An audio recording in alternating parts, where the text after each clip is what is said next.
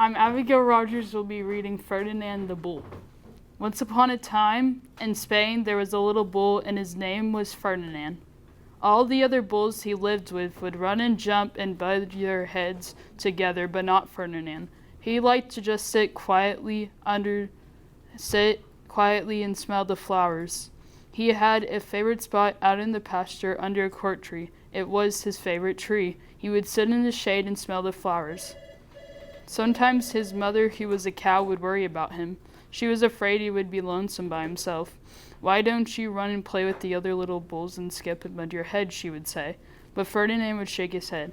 "I like it better here, where I can just sit quietly and smell the flowers." His mother saw that he was not lonesome because she was an understanding mother. Even though she was a cow, she just let him sit there and be happy. As the years went by, Ferdinand grew and grew until he was very big and strong, and all the other bulls he had grown up with him in the same pasture would fight each other all day, and they would bud each other with their horns. What they wanted most of all was to be picked in the bullfight to fight in Madrid. But not Ferdinand. He still just liked to sit quietly under the cork tree and smell the flowers. One day 5 men came in very funny hats to put the biggest, fastest, roughest bull to fight in bullfights in Madrid. All the other bulls ran around snorting, butting, leaping, jumping, so the men would think they were very strong and fierce and to pick them.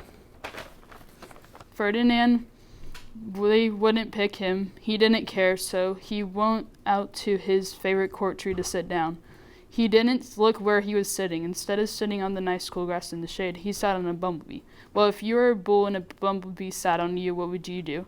You would sting him. And this is just what this bee did to Ferdinand. Wow, did it hurt. Ferdinand jumped up with a snort, and he ran around, pawing, snorting, butting, pawing the ground if you were crazy. The 5 men saw him, and all they shouted with joy.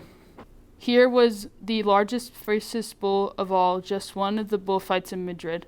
So they took him away for the bullfight day in a cart. What a day it was. Flags were flying, bands were playing, and all the lovely ladies had flowers in their hair, and parades in the bull ring. And first came the banderillas with long, sharp pins on them, who rode skinny horses with long spears to stick in the bull and made him madder. Then came the matador, proudest of all. He was very handsome and bowed to the ladies, had a red cape and a sword. He was supposed to stick the bull of last of all. Then came the bull, you know who that was, don't you? Ferdinand. They called him Ferdinand the Fierce. The banderillas were afraid of him. The picadores were afraid of him, and the matador was scared stiff. Ferdinand ran to the middle of the ring, and everyone shouted and clapped because they were going to fight fiercely and bud and snort and stick his horns around. But not Ferdinand. He got to the middle of the ring, and he saw flowers in the old lady's hair, and he just sat down quietly and smelled. He wouldn't fight fierce no matter what they did. He just sat and smelled, and all the banderillas were mad.